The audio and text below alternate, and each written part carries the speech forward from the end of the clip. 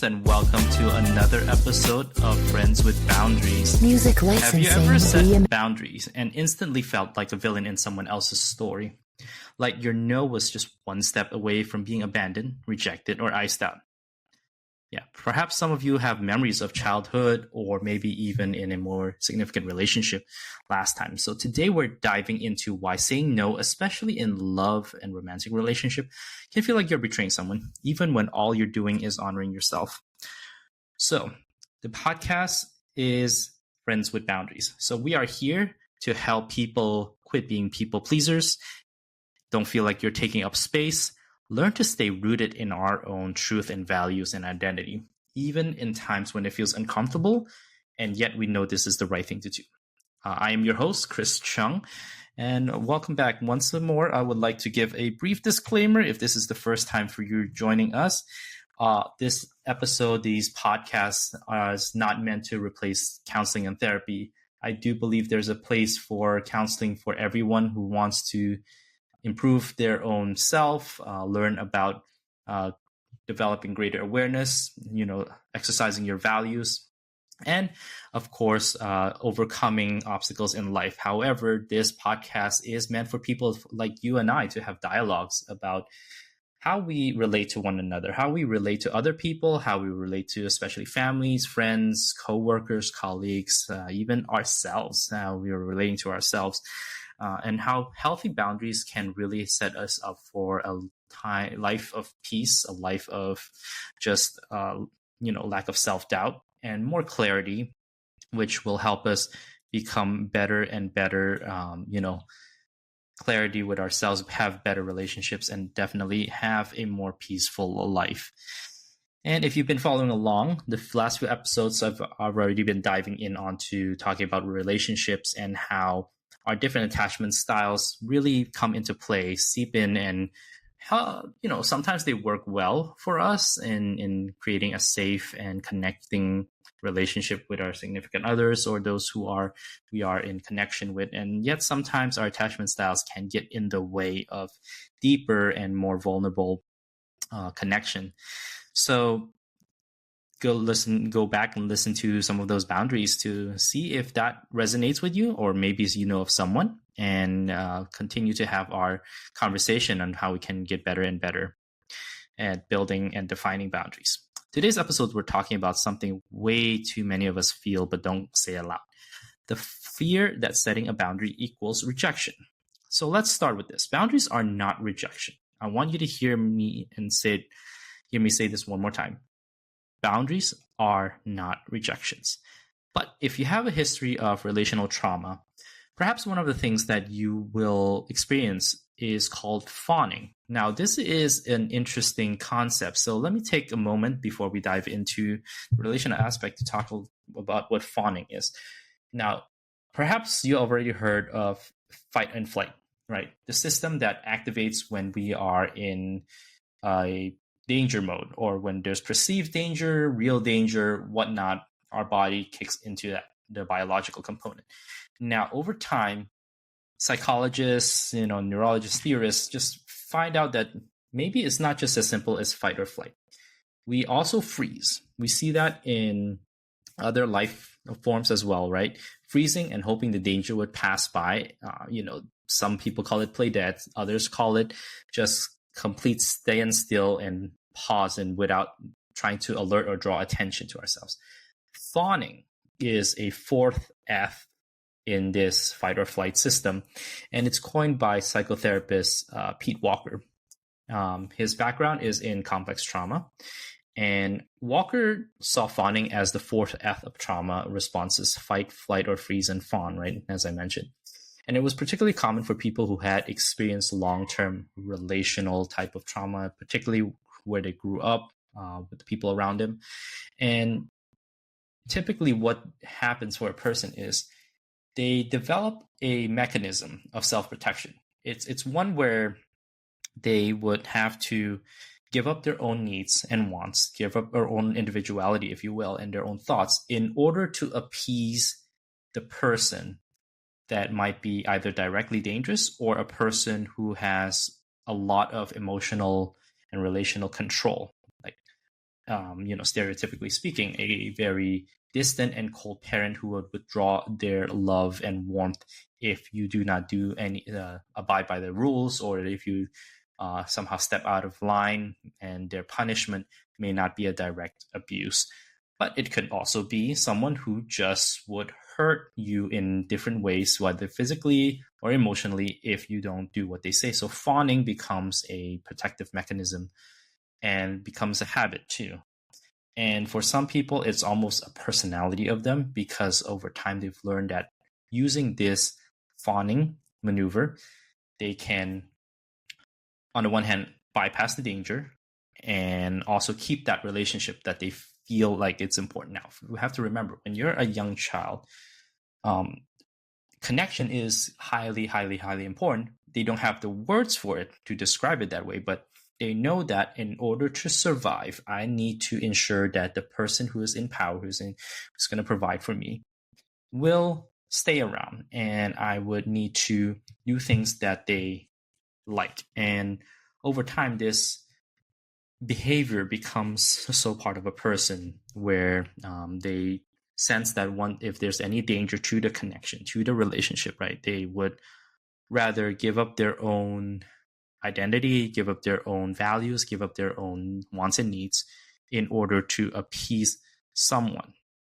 And that's the anxious brain, the activation of the anxious brain. And particularly, you'll see this in the anxious approach type of attachment style, right? They are doing everything in their power to not reject or perceive rejection if they disagree, or they voice their own needs and might endanger the relationship. Now, because boundaries often mean separating from someone's needs, comfort, or expectations, that's where we kind of feel it goes against relationship. When we are taught relationships are supposed to be healthy, boundaries are supposed to be healthy. Drawing a boundary can feel like you are endangering that connection. And what we've been taught, that love means meeting someone else's needs no matter what. We confuse boundaries with abandonment a lot of times, and particularly for individuals who experience this over and over again in their past formative connections. Fawning is a trauma response, right? When your nervous system says, if I keep everyone happy, maybe I'll stay safe. And boundaries challenge that safety strategy. Absolutely. This past week, I was able to supervise a student, and I saw this play out, this action, where the client was escape an emotionally abusive relationship, right? But they are doubting their own decisions. They are certainly very unhappy or fearful of the abuser, the emotional abuser. So much so that they may even consider going back to that abusive relationship, just so that they would not be blamed, or they would not be accused of having caused all these issues within the family. And that's such a psychological control that abusers have over their victims a lot of times. And that is an example of fawning, where they will take up all the blame in hopes that when they do so, that all the negative thoughts, negative, blames will be gone. That just does not happen. An emotional abuser will continue their abusive way, they continue their control, and they find that, there is so much identity and tie into being able to control their victim. So if you are able to help a friend out, maybe help pointing them out that fawning is what's happening in those moments where they're instead of flighting towards healthy and more rational types of behavior, they are learning to cave in, because that might help them escape punishment, like whether it's social punishment or emotional punishment. So if you lean in the anxious approach in the relationship, right, here's what might happen. You crave the connection and fear the disconnection. You say yes when you want to say no. You over-explain any decisions that are meant to meet your own needs, and you check in so often, frequently, to make sure that your partner is not mad. At the moment you set the limit, even gently, your body freaks out like you just committed emotional murder. Well, it's not weakness, it's wiring. But it's wiring you can reprogram. And that takes awareness, compassion, and few really solid scripts. So, setting a boundary with the other person definitely does not always invite a welcome response, right? You're not going to often see the person be like, "Oh yeah, definitely. You should draw this boundary." Their reaction oftentimes activates more of a defensiveness, blame. They may withdraw. They may guilt trip you. They may use emotional manipulation for sure. And your brain goes, "See, you push them away. You're too much. You're asking for too much. You are way too loud. You should not have said anything in the first place." Let me tell you the truth. It is not you. That is their discomfort with your growth. Let me give you some language so you can use when your no feels scary, right? Use perhaps words that starts with, "I care about you, and I also need to honor my capacity, my ability, right? My willingness." It's not a this or that. It's an this and that, right? Another one. "I'm not saying no to this because I want to be present when I say yes." Right? Sorry, let me read that again. "I'm saying no to this because I want to be present when I say yes." Now, this is a little bit harder. It depends on the context, but the idea is there that in a healthy relationship, there is going to be instances when a no makes much more sense than a yes. If this boundary feels like distance, I want to be clear, it's not punishment, it is clarity. Right? For two partners who are highly more in the anxious approach than when they find together, a lot of times space can feel very scary. And yet, any healthy relationship, we know that there is a balance between space and closeness. And boundaries really help clarify that, set that delineation. Sometimes boundaries need love and structure, right? It's not love or structure, love and structure. You don't owe people emotional babysitting, but you can be kind and firm. You can be respectful, which is something that I hope you take away from just learning about boundaries. It's not selfish. A lot of times when we set boundaries, it takes into account the others and not having to push yourself right all the way to be drained, be incapacitated for others. That's not healthy. That's not a good relationship. In fact, that feels more like an overgiving of yourself, and that is not something to be celebrated for about. In fact, a give and take relationship finds a good amount of yes and no's within there. So for this week, instead of an assignment, let's just use something as a journal prompt, something for you to reflect on. So here is my reflection point for you. When I set boundaries, what story do I tell myself about who I am? What are the reactions that come up? Do I feel mean? Do I feel cold? Do I feel selfish? Or am I starting to believe that maybe I'm safe to say no and also safe to take one yes at a time? So, a challenge between now and the next time when we are able to have this chat again. Let's think about this. Set one boundary this week with someone you trust. Being able to only say yes to requests that make sense and that you're capable, and definitely don't overcommit or promise anything. Don't automatically go for yes, and don't automatically go for no. Make sure you hear their requests out. Assess whether it's feasible. Assess whether it makes sense timing-wise, capability-wise, Is there a mutual benefit to it, right?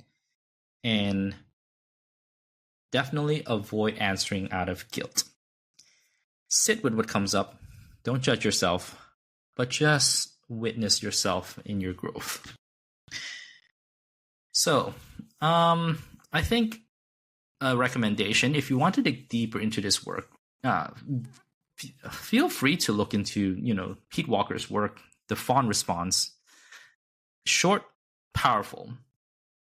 Also, there is another book that I would definitely recommend for those who recognize that maybe in the past in your relationship with your family was not the most healthiest. There is a book called It Didn't Start With You. It's a fantastic book. And I don't want you to hear the title as to mean that, we need to blame others, but recognize how your environment was when you grew up. Recognize what are some automatic workings within you and what needs to stop, what needs to change in order for you to lead a healthier life.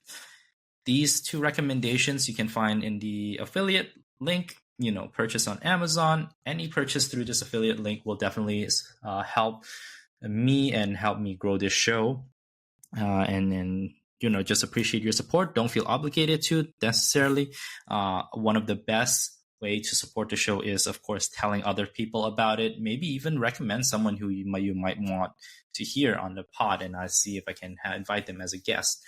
Another thing is, if you see or hear something from some other, video, YouTube, Instagram, and makes you think about the way we operate in relationships and boundaries, send them my way. You can contact me on Instagram, Friends with Boundary, and also email friendswithboundaries@gmail.com.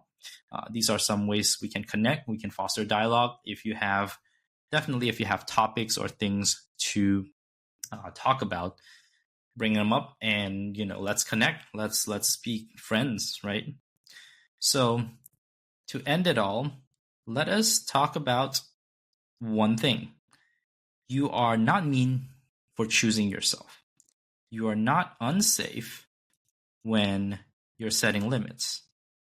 Imagine. You're not wrong for saying no. You are finally learning that love doesn't mean disappearing, but create the space for you and for me. Until next time, continue to be friends with boundaries.